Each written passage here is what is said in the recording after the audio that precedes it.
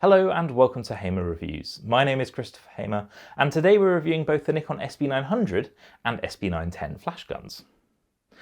So we should probably start off with a little bit of history. The SB-900 was launched in 2008. The SB-910 was launched in 2011. Essentially, they share most of the specifications. So for instance, they both zoom from 17 to 200mm or 14mm with the built-in diffusers here. They both, as you just saw, have the bounce cards built into them that are the exact same.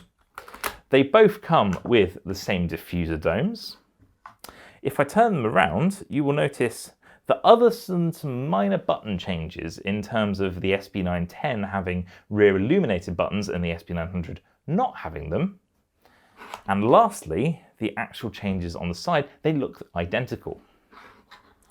This is no bad thing. I think they are larger flashes, but in terms of how they work, absolutely fine. Now, there are some subtle internal changes which we're going to address with even more history first. So the SB-910 replaced the SB-900 because the SB-900 had an overheating issue. It's not an issue if you're a hobbyist watching this, or indeed a semi-pro, you're probably going to run into. It was press photographers, some sports photographers, and also some wedding shooters that really caused the most furore about it. The SB-900 overheated because it essentially shot too often, too quickly, and what can I say? You just end up with a flash that cuts out. If you're a professional, that's simply not acceptable.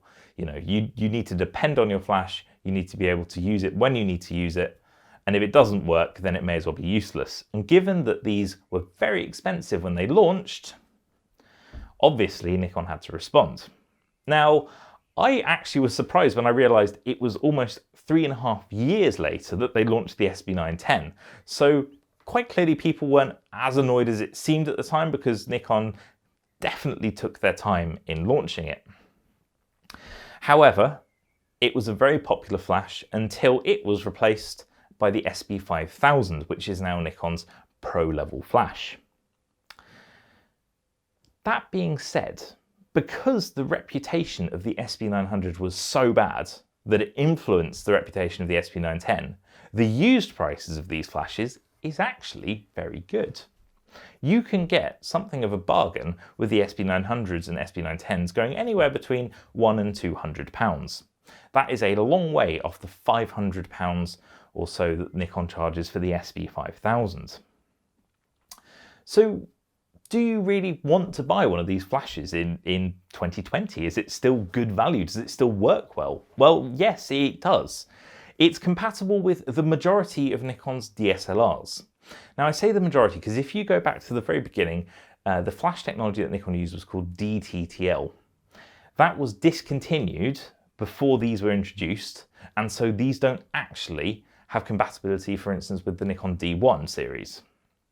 However, if you're using anything pretty much from the D200 onwards, these will be completely compatible. Now, they're very powerful flashes, and as I mentioned, they have a great zoom range. 17 to 200mm is very, very long, and it works great when you're using it automatically. You know, you change the focal length on the zoom lens, it will match it as you go with nice fine increments, so great from that regard. As I said, very powerful flashes as well, but the feature that really for me stands out is the remote and master mode that these have built in. So on the back, you'll see that there's a on-off switch, and then that also goes around to remote and then master mode. That means that these can control in groups of 3 a whole load of these flashlights. So you could have, for instance, SB-800, SB-700s, SB-600s, SB-500s, all controlled automatically from one SB-900 or SB-910, and equally those two flash guns can be remote flashes too. That's especially good if you have, for instance, a Nikon, let's say D600, that had a pop-up flash that you could then put into master mode and actually control both of these remotely. Very handy. They both have the same menu system, which is a lot less complex than the SB-800, so they're much easier to use. And as I said, it's compatible with the majority of Nikon's flashes. You can also add a lot of interesting accessories. For instance, I have here the Nikon SD-8A. It's essentially an additional battery pack where you have I've only got 2 batteries in there at the moment, but you have a couple of battery holes inside a case, a cable with a status light, and you can plug this into the front. There's a port. There's a port cover on this one, but this is the port open. You just plug it into the front, and you're essentially adding 6 further batteries to the SB-900's 4. That reduces recycle times to virtually 0 when you're shooting, unless you're doing full power flashes each time, which you're probably still going to overheat them if you do that. And it allows you to shoot very quickly, very efficiently, great for weddings, and I have used it for that in the past as well. They also actually included, the SB-910 that is, comes with these plastic gel filters. They replace the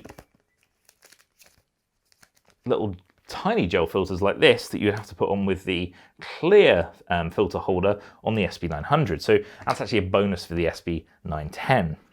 Now this clear holder is actually really useful because not only can you get your usual fluorescent and incandescent filters, but you can also get different colored gels.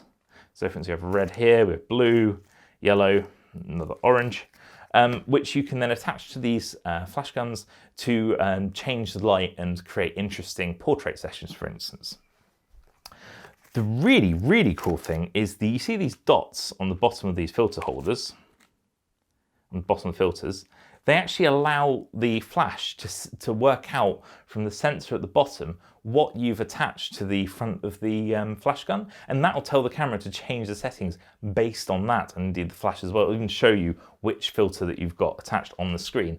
Really handy, very clever, and very good if you're changing sort of dynamic lighting with different colors and so on. Very much enjoyed using that on many occasions. They also both come with soft cases. The SB-900 comes with a long soft case, the SB-910 with a square one. I don't use either, I think they're pointless. Just put a flash in your bag, they're not that fragile. They both have relative amounts of weather resistance. I don't get it drenched in a shower, it's a flash with high voltages, but overall they should work fine. In fact, I'd say there's little reason to get an SB-5000 if you can pick up a good SB-910 or SB-900, because the SB-5000's big feature is that it uses radio frequency as its wireless trigger, which is only compatible with a few Nikon cameras, and the wireless trigger is really expensive and not built in. So I'd certainly consider these over the SB-5000. They are a bit bigger than, say, the SB-700 or indeed SB-800, and that's probably the biggest sticking point for anyone considering these. You need to have quite a lot of space in your bag for one, and when they're on top of your camera, it can look a little comical. Even on the Z6 and Z7, this is a tremendously large flash to have mounted on top. One other thing that I want to add, I've now added a lot of other things, but stick with me, is that these both have built-in AF assist lights. So what these do, if you have it on a compatible camera, they'll actually project a pattern onto the object you're taking a photo of to help the camera focus in low light situations. In theory, that is brilliant, and I've used it many times on D800s and D600s, etc., and it's worked really well. If you have one of Nikon's mirrorless cameras, those lights will never come on.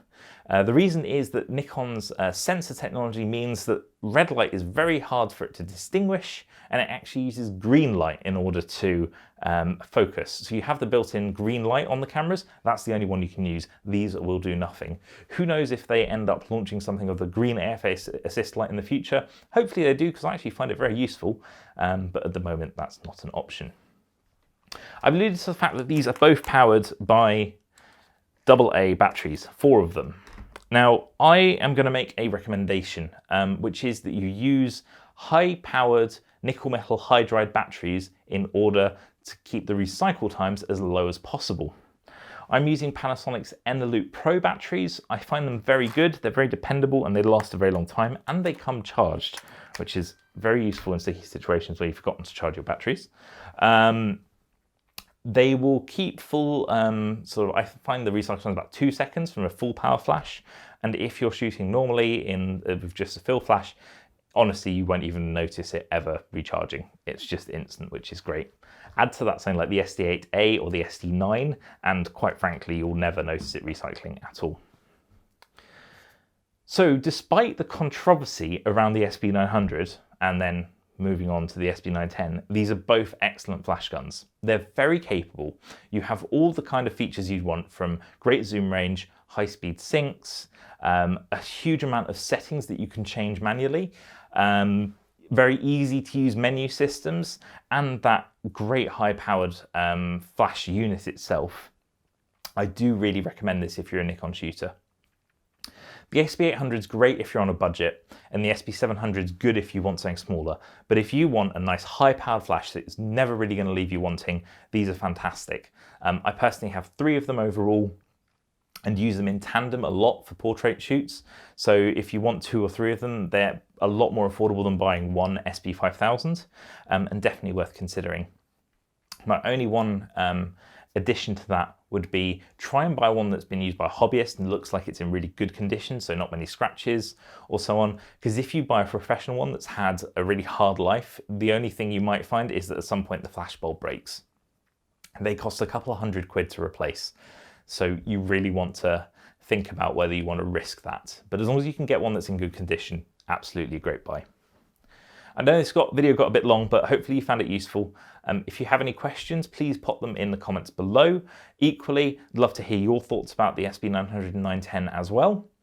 And thank you very much for watching, and I'll hope to see you again next time. Goodbye.